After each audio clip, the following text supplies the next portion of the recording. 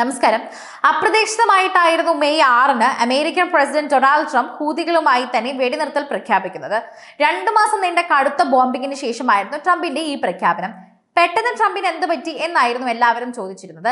എന്നാൽ ട്രംപും സൗദി രാജകുമാരനും കഴിഞ്ഞ ദിവസം സംസാരിച്ച വാക്കുകളിൽ നിന്നും അതുപോലെ അവരുടെ സൗഹൃദം കണ്ടും ഇപ്പോൾ എല്ലാവർക്കും മനസ്സിലാകുന്നത് ഇതിൽ ഇടപെട്ടത് സൗദി തന്നെയാണെന്നാണ്.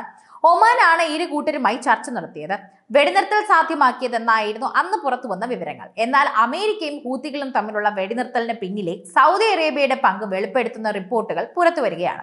ഹൂതികളുമായി വെടിനിർത്തൽ പ്രഖ്യാപിക്കുന്നതിൽ നിർണായകമായത് സൗദി സമ്മർദ്ദമാണെന്നാണ് മിഡിൽ ഈസ്റ്റ് ഐ എന്ന മാധ്യമം റിപ്പോർട്ട് പുറത്തുവിട്ടിരിക്കുന്നത്.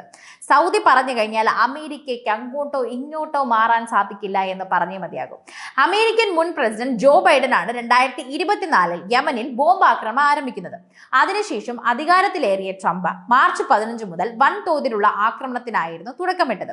സൗദി തുടക്കം മുതൽക്കേ തന്നെ അതിനെതിരെയും സമ്മർദ്ദം ചെലുത്തിയിരുന്നു. എന്നാൽ റിപ്പോർട്ട് പറയുന്നത് ഇങ്ങനെയാണ്. എന്നാൽ ഇതിനൊക്കെ തന്നെ ഫലമായി കണ്ടത് കഴിഞ്ഞ ആഴ്ചയാണെന്ന് പറയാം. കൃത്യമാക്കിയതും അവർ അപ്പോഴായിരുന്നു, ട്രംപിന്റെ പശ്ചിമേഷ്യൻ സന്ദർശനത്തിന് മുൻപുള്ള ആഴ്ച. കാരണം സൗദിയിലേക്ക് പോകണമല്ലോ, അവരെ മുന്നിൽ കാണണമല്ലോ. അവർ പറഞ്ഞ കാര്യം അവർ നടത്തിയില്ലെങ്കിൽ എങ്ങനെ ട്രംപിന് സൗദിയിൽ എത്താൻ സാധിക്കും? യമനിൽ ആക്രമണം തുടരുമ്പോൾ തന്നെ അമേരിക്കൻ പ്രസിഡന്റ് സൗദിയിൽ എത്തുന്നത് തീ കൊണ്ടുള്ള കളിയായിരിക്കുമെന്ന മുന്നറിയിപ്പ് സൗദി ഭരണകൂടം നൽകിയിരുന്നുവെന്നാണ് വിവരം. അത് വല്ലാത്തൊരു സാഹചര്യം സൃഷ്ടിക്കുമെന്നും സൗദി അറിയിച്ചിരുന്നു. പിന്നാലെയാണ് മെയ് 6-ന് പൊടുന്നനെ ട്രംപ് വെടിനിർത്തൽ പ്രഖ്യാപിച്ചതെന്നും പറയുന്നുണ്ട്. ഇത് മിഡിൽ ഈസ്റ്റ് ഐയുടെ റിപ്പോർട്ട് തന്നെയാണ്. അതേസമയം മെയ് 12-ന് ന്യൂയോർക്ക് ടൈംസ് മറ്റൊരു റിപ്പോർട്ട് പുറത്തുവിട്ടിരുന്നു. യമനിലെ ഹൂതി സംഘത്തെ തകർക്കാൻ ആക്രമണം ആരംഭിച്ചെങ്കിലും അവരെ ഒന്നും ചെയ്യാൻ അമേരിക്കയ്ക്ക് സാധിച്ചിരുന്നില്ല എന്നാണ് ആ റിപ്പോർട്ടിൽ പറയുന്നത്. അമേരിക്കയുടെ സൈനിക ഓപ്പറേഷൻ യമനിൽ പരുങ്ങലിലാണെന്നും അവർ റിപ്പോർട്ടിൽ ചെയ്തിരുന്നു. അമേരിക്ക ആക്രമണം ആരംഭിച്ചതോടെ ഹൂതി സംഘം അവരുടെ എല്ലാ വിഭവങ്ങളും ഒക്കെ ഭൂഗർഭ അറകളിലേക്ക് മാറ്റി. അതോടെ തന്നെ യമനിൽ പല നാശനഷ്ടങ്ങളും വരുത്താനായെങ്കിലും ഹൂതികളുടെ സൈനിക ശേഷിയെ തൊട്ടാൻ പോലും അമേരിക്കയ്ക്ക് സാധിച്ചില്ല. അതാണ് വെടിനിർത്തൽ പ്രഖ്യാപിക്കുന്നതിനുള്ള കാരണമെന്നും റിപ്പോർട്ടുകൾ സൂചിപ്പിച്ചു. എന്നാൽ അമേരിക്കൻ സൈനിക ഉദ്യോഗസ്ഥരെ ഉദ്ധരിച്ചുകൊണ്ടായിരുന്നു ന്യൂയോർക്ക് ടൈംസ് റിപ്പോർട്ട് ചെയ്തത്.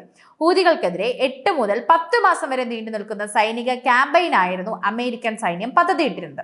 എന്നാൽ ട്രംപ് നൽകിയത് 30 ദിവസത്തെ സമയമായിരുന്നു. 1 മാസം പിന്നിട്ടപ്പോൾ അവലോകനം നടത്തുകയും ചെയ്തു.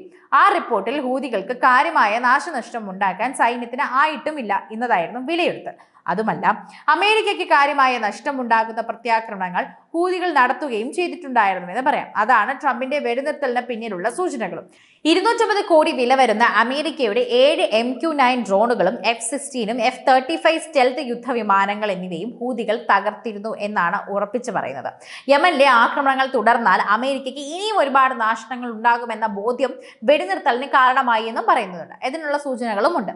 സൗദിയുടെ സമ്മർദ്ദം യമനിലുണ്ടായ നാശനഷ്ടം അമേരിക്കയെ വെടിനിർത്തലിലേക്ക് നയിച്ചിരിക്കാമെന്നും കൂടി പറയുന്നുണ്ട്.